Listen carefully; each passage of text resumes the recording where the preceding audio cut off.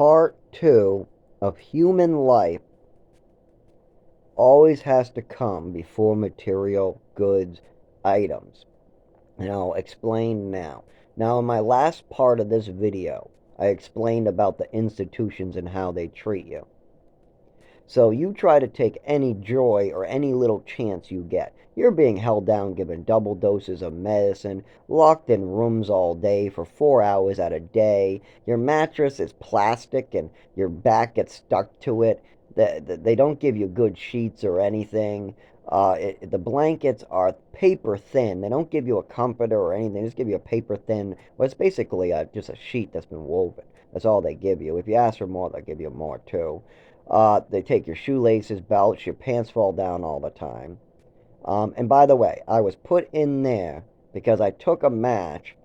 I went and got a slug and I brought it to a safety area on a nice big rock area that was literally about, let me see, 4 foot by 8 foot, 4 foot by 6 foot.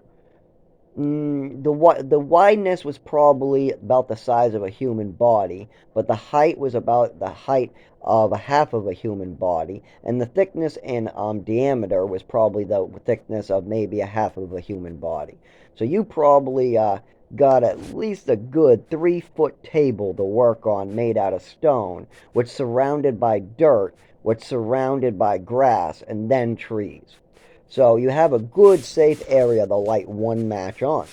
And remember, this slug is supposed to survive and be fine, according to the TV. And at this point, I'm a scientist. I'm mixing experiments. I'm asking for Christmas experiment kits.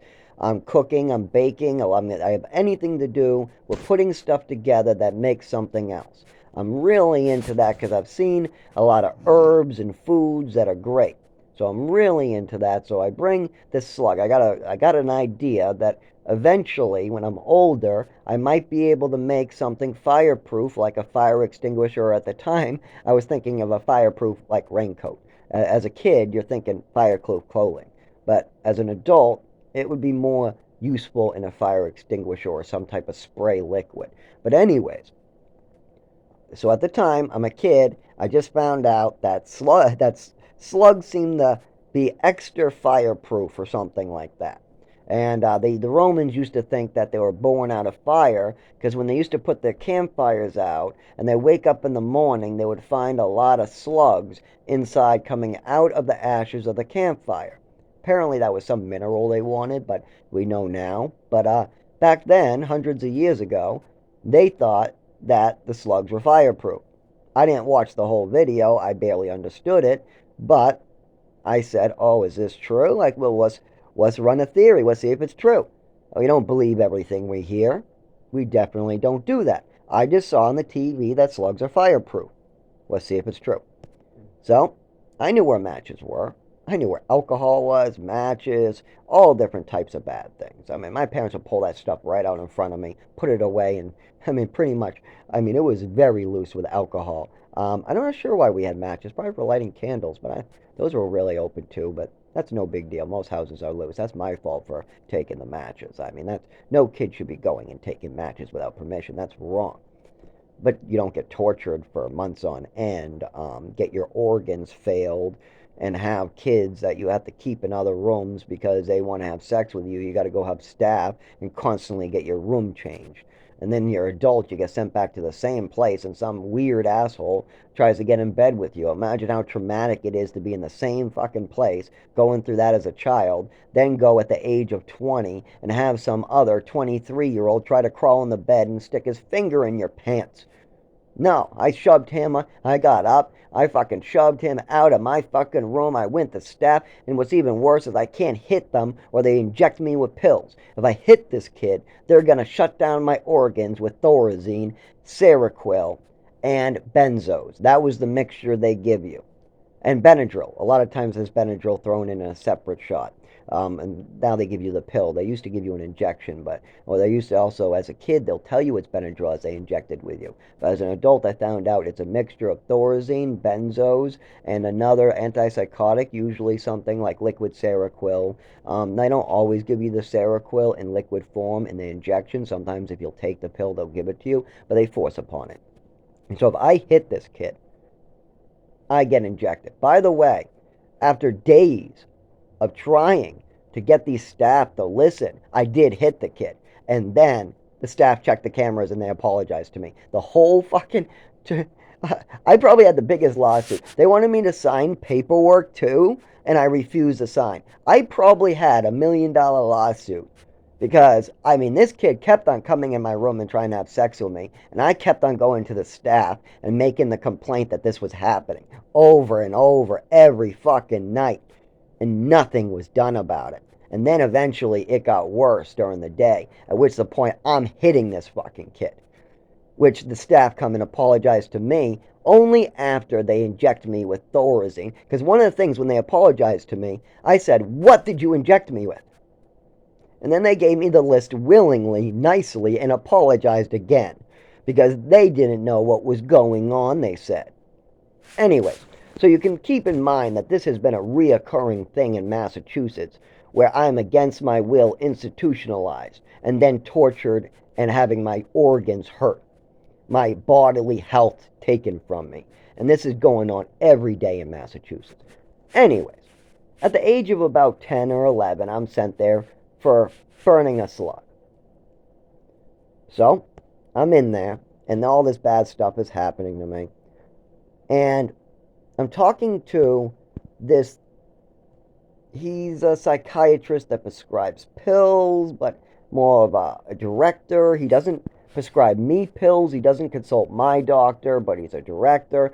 And I got to see him like once. He gets to talk to my parents. I get to talk to the doctor. That's all. The director talks to my parents and the doctors talk to me. They separate it. That way, if any trouble comes, they can break the communication right there. And see, that's one thing parents got to watch out for. If you're talking to the director and the kids are talking to the doctors and the staff, how is your kid's messages getting to you?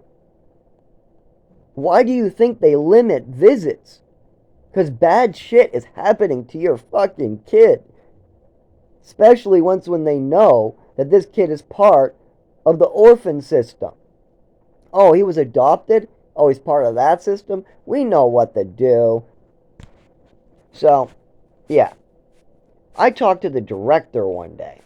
And I talked to him. And he asked me if I would like to maybe go to the other younger kid's side to be a teacher's aide. And I go, oh my God, anything to get out of that side. And this was probably a test to see if I was really this violent, crazy person. I don't know if it was or not. At the time, I didn't even think it was a test. Later, after the fact, I thought about it. It might be a test. So for about the whole stay I was there, every morning, I got to go with kids about 5 years, 10 years younger than me. No, 6, 7, something like that. Probably in the middle of those two. Anyways, so I got to go with these kids and be a teacher's aide.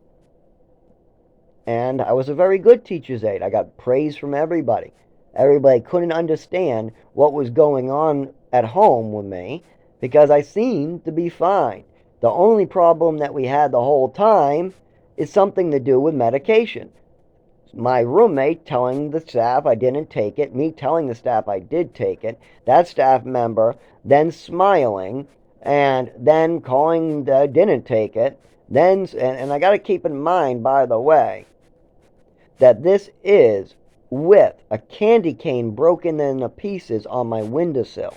This is what the staff member is using, but it's half of it's in the wrapper. There's chunks and pieces, and then the end was crushed a little bit, and it wasn't like super powdery, and there was still colored stripes in it, so it wasn't like totally like cocaine or nothing. It was very obvious what it was a candy cane, but this staff definitely wanted to hurt me, especially after I told her she was gonna hurt me and she said she was gonna do it anyways because of that candy cane. And then I told her it was a candy cane and she continued saying I was gonna have to take a second dose of pills. And I explained to her once again that I only took one dose of pills and my roommate is trying to cause trouble, which she continued to act aggressive, mean, vindictive, almost like she enjoyed hurting people, which I see this in a couple random people, mostly women, a couple men here and there, but mostly women. It's just evilness, this smile, this grin when somebody's in pain, hurting, and you're the cause of it.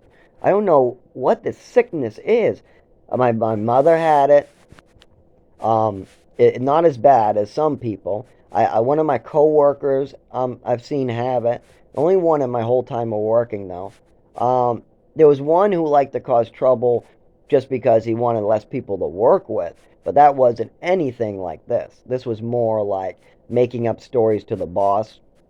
That was one other person, but only two in my life.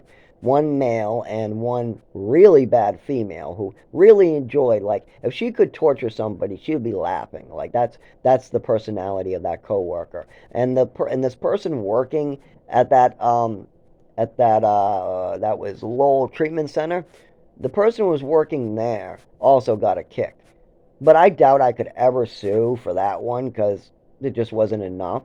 But the floor I was on for adults at the age 20, there was every camera showing this. There was cameras showing me reporting it. There was so much that they brought in the lawyer and the paperwork to try to get me to sign off my rights. And I didn't. I didn't sign anything. And I'm pretty sure that even after they asked me a couple more times, I still didn't sign anything because by the end they said, okay. They just said, okay, well, that's your right. And so I kind of realized that what they were trying to do. And then eventually I was released pretty promptly after that. So, yeah, something was going on. They knew I had some type of court case. I don't know what. I never did anything. Nobody ever gave me the money, time, or rides to do anything about it. I've also got letters saying I was poisoned by the pharmaceutical companies.